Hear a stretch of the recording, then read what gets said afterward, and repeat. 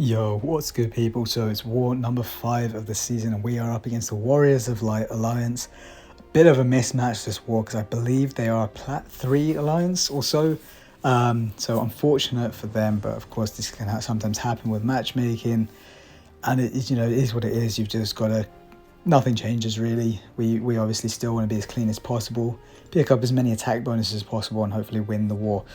So I have a 3-fight war coming up, which honestly, off the back of the last one, is probably helpful. It's 3 fights with 3 different attackers, so it should help my item count after the last war. But honestly, it doesn't really, the last war is out of my mind. It doesn't really make a difference.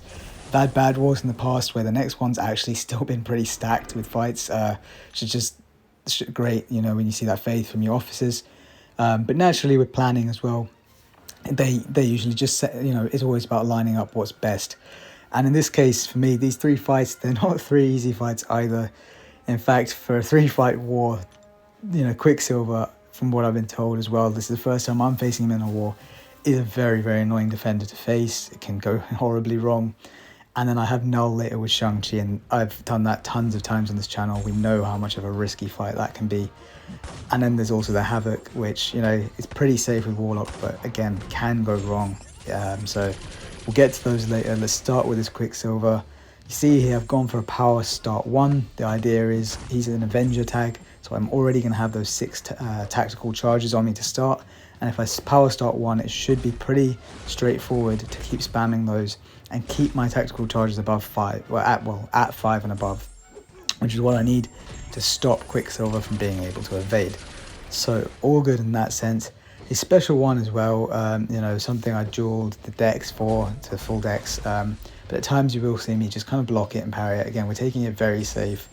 It is just one of those ones.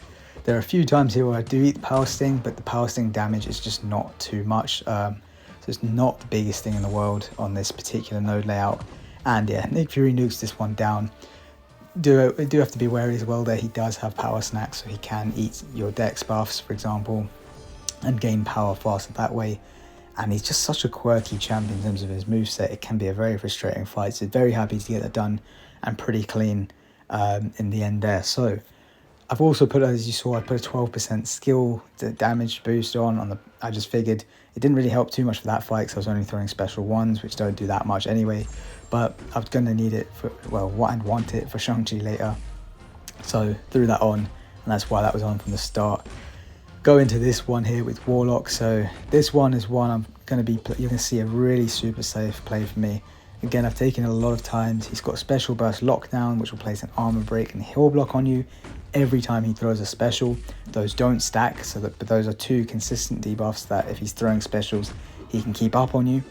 And then he's got steady build up, unblockable. So of course, if he does get to those 3 debuffs, he's going to go unblockable, and it's not going to be very fun. The plasma build up is obviously something you want to watch for. You want to keep blocking and parrying as much as possible, keep infection up, and keep letting him hit those mediums into block that are going to power drain him. Special 3 route as well is the safest because it just gets that nice lengthy power burn on him and helps keep those plasma charges down.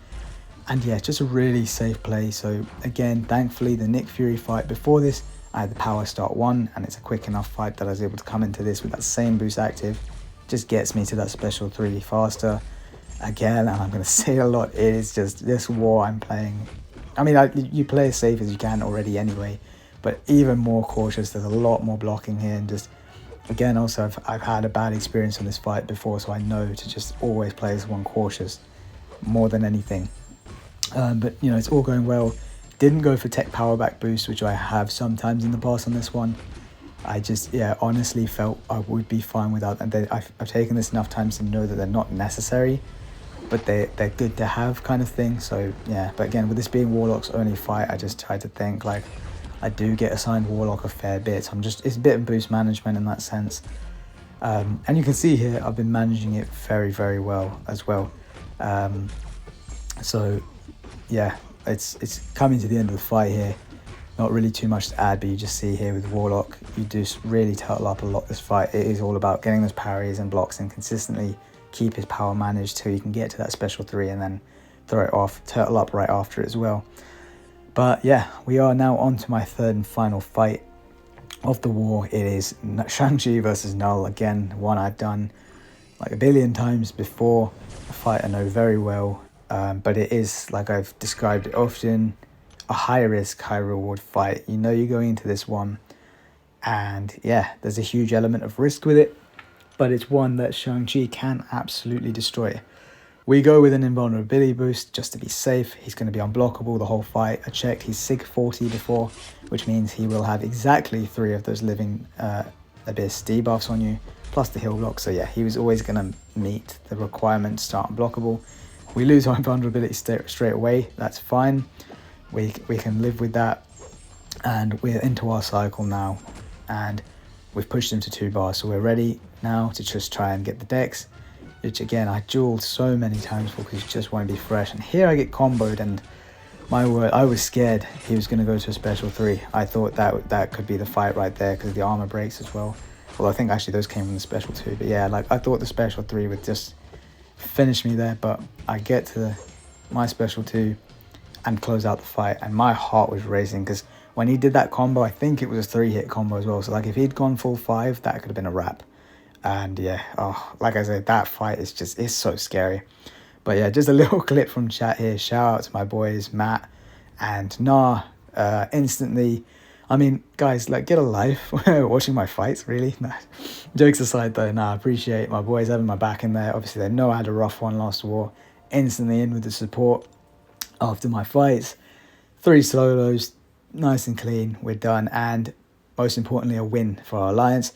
Honestly, it would, like I said at the start, it was a bit of a mismatch of a war, but yeah, still important we get the win. We're now 4-1 for the season, and that puts us in a great position to keep pushing for Masters. So yeah, very happy with that one. We get up and we move and continue, and hopefully keep this streak going. But yeah, that'll be it for this video. Take care. I'll see you in the next one.